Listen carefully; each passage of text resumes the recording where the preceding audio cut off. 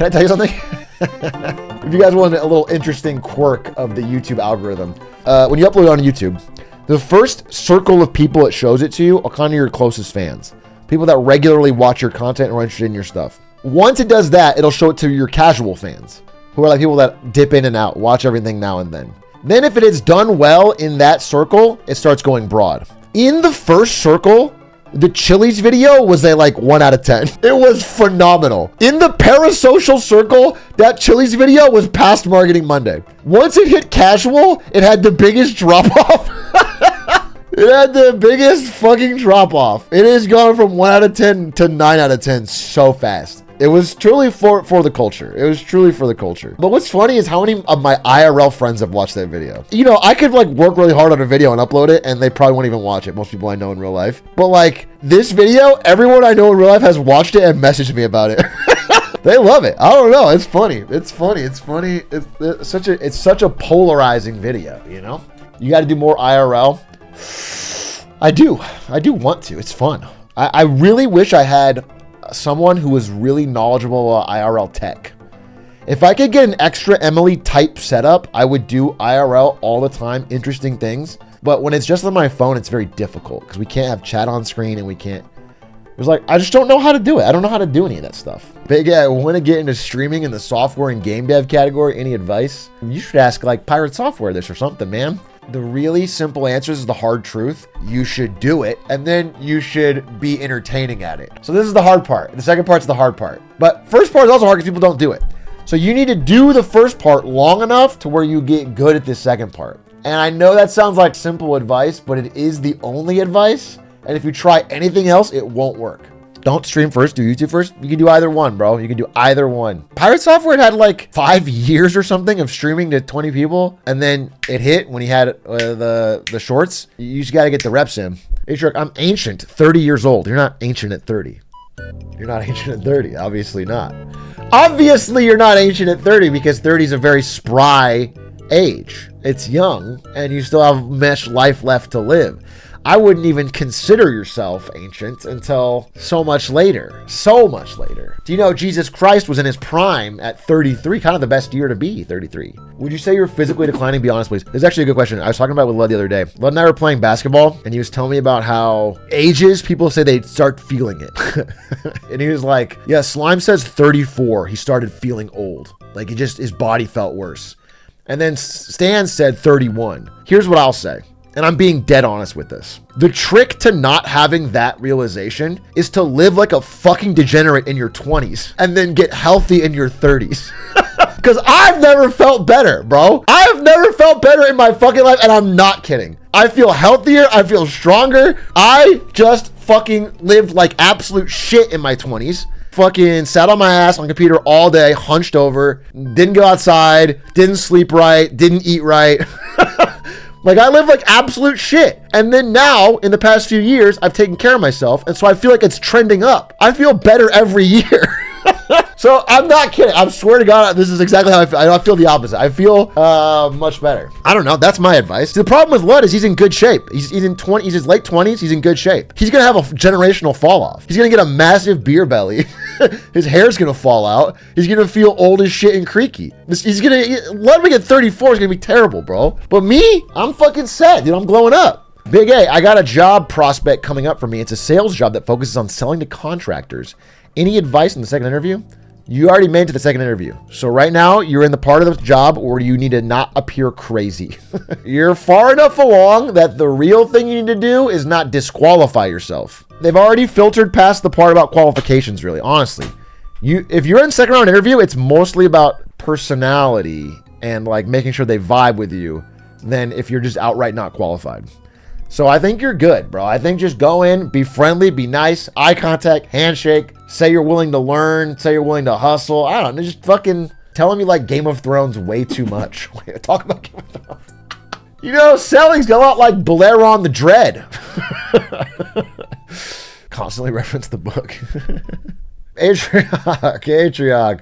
I got a new job in DX Software at a tech company used by both Rivian and NVIDIA. I watch Marketing Monday every week, and it didn't help me get the job one bit. Okay, cool. You're also muted.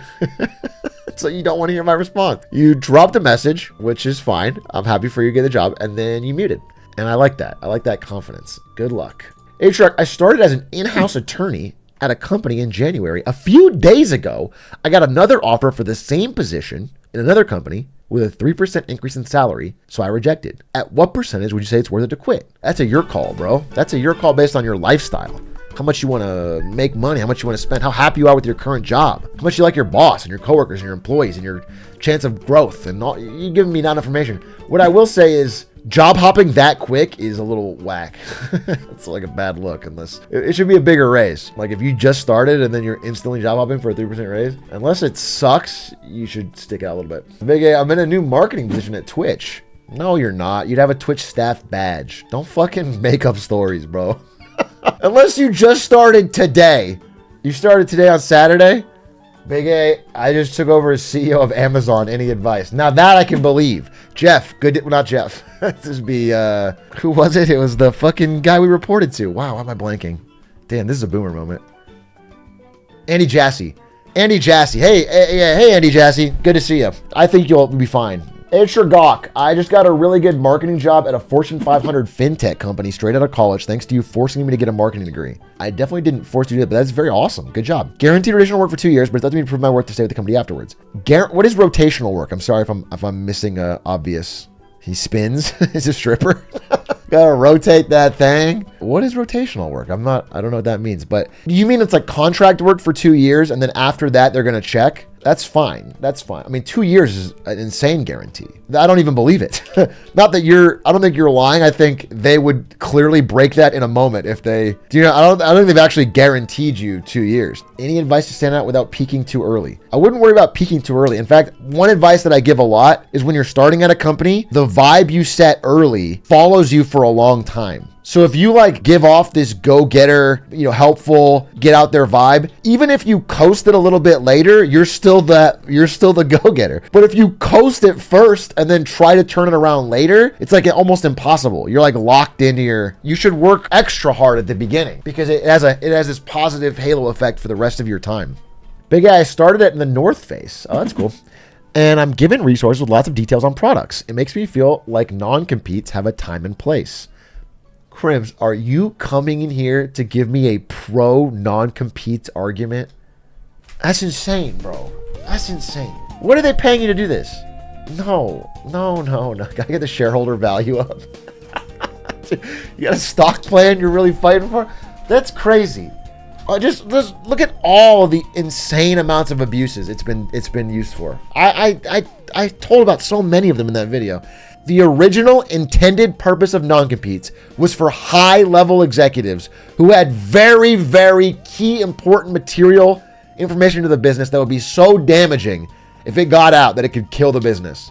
In that situation, it's possible they could work out a contract. But for the way it was used for the average American, of which 30% of working Americans were locked into a non-compete, it was abusive, it was restrictive, and it was designed to keep pay down.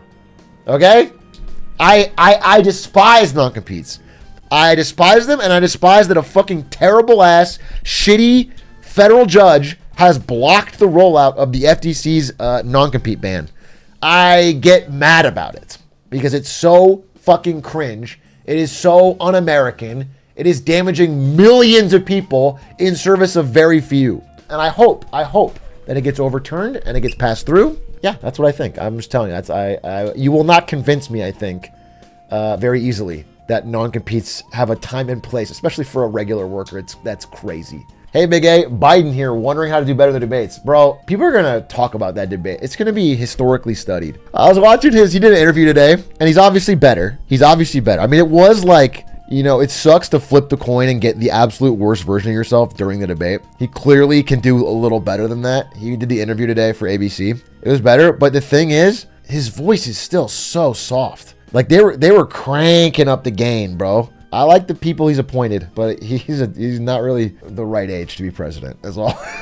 Maybe he's just shy. Any tips for not getting bored dead in the Bay Area? What part of the Bay Area? Are you in fucking San Jose? Are you in Man Jose? In which case, there's no tips. Start a stream. Is that why you started streaming? Basically, I mean, I was putting all my time into grinding NVIDIA COVID happened, and then we were all work from home. And at the same time, because of COVID, there was like these massive shortages of GPUs. So they were actually telling us not to market. Like there was points where they were like, hey, don't like try to push anything because then people are going to get mad. So like we would do stuff, but it wasn't as hard. And so like that particular like 6-8 month period or whatever, that's when I started streaming because I was stuck at home. There wasn't a ton to do. And then I started streaming.